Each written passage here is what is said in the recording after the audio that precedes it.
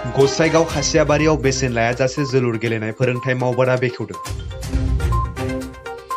गसाइगाव खासियाबारि ओनसोलनि जोलुर गेलेग्रा लाइमोनफोरनि थाखाय मोनसे मोजां खौरां।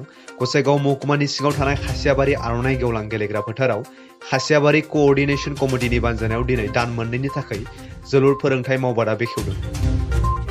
सोलोंथाइजों लोगोसे गेलेनायजों दावगाहोनो थाखाय गासै 184 गथ'फोरनो सोलोंथाइ होनाय जागोन। फोरोंगिरि महरै एएफसी नि सोद्रोमा बिरेन्द्र नार्जारी बिथांजों लोगोसे अशोक ब्रह्मखौबो लाबोनाय जागोन आरो गथ'फोरनो जोलुर गेलेनायाव माबायदि आदब खायदाजों गेलेनांगौ बेफोरखौ 60 सानाव फोरोंथाय होनाय जागोन होननानै फोरमायथिदों।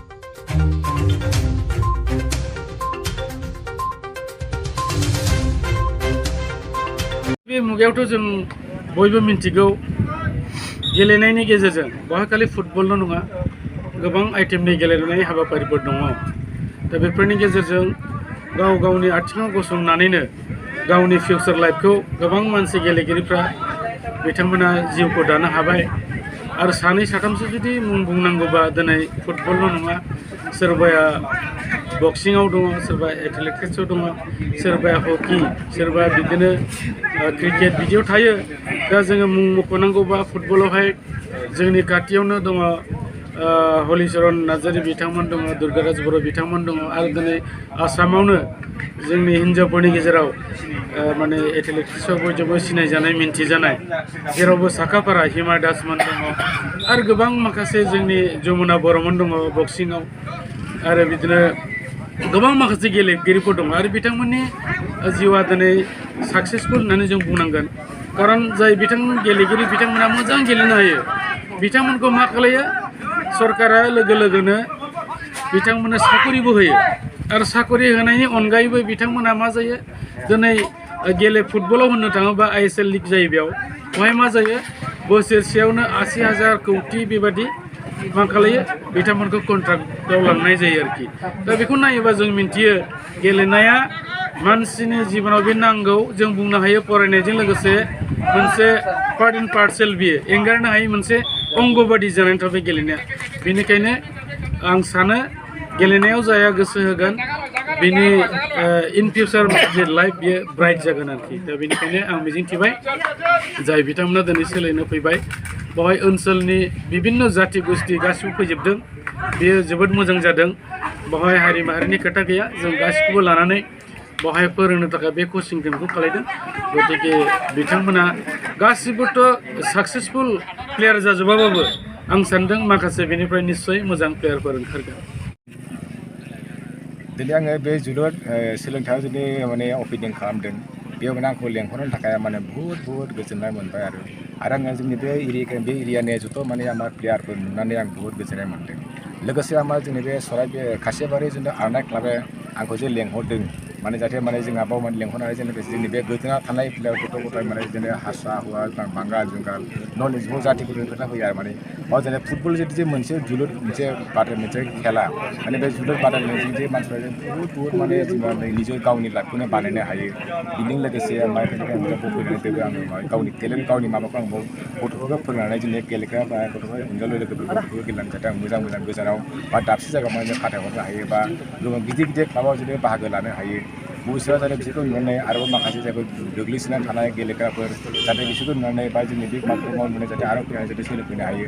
बिनि थाखाय आं जोबोद गोजोननाय थाबाय आरो। साबेसे गथ'फोर दं दिनैनि गथ'फोरखौ नायोबाथ' जोङो खमावबो 150सो प्लेयारसो दङ बा 200सो दङ आरो। जोलुर बादायलायनाय एबा गेलेमुजों दानि जुगावहाय गथ'फोरा गोरों गोरा जानानै थांनानै थानो हायो होनना नोंथाङा सानो नामा? बेथ' 100% माने जोलुरा मोनसे जों सानना नायोब्ला मोनसे भगबान माने बे जोलुर बादायनायखौ जोङो नायोब्ला मोनसे माने भगबान आरो बेखौ गेलेनानै जोङो गावनि निजेस्व गावनि माने जिउखौ फोथांनानै लाबोनो हानाय जा बुहुत माने मोनसे लामा थायो।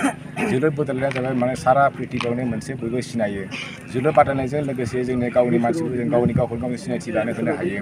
माने जोलुर सारा माने भारत नाङैनो माने फुटबला मोनसे गिदिर मोनसे जोलुर बादायलायनाय मोनसे कम्पिटिसन माने फुटबलनि बादि माने खुनु माने नायनायाव माने खुनु जेबो माने गेलेनाय माबा स्पर्ट्सआनो गैया आरो माने जोलुर बादायलायनाया मोनसे जोंनि मोनसे एकदम इम्परटेन्ट मोनसे स्पर्ट्स मोनसे इभेन्ट आरो माने।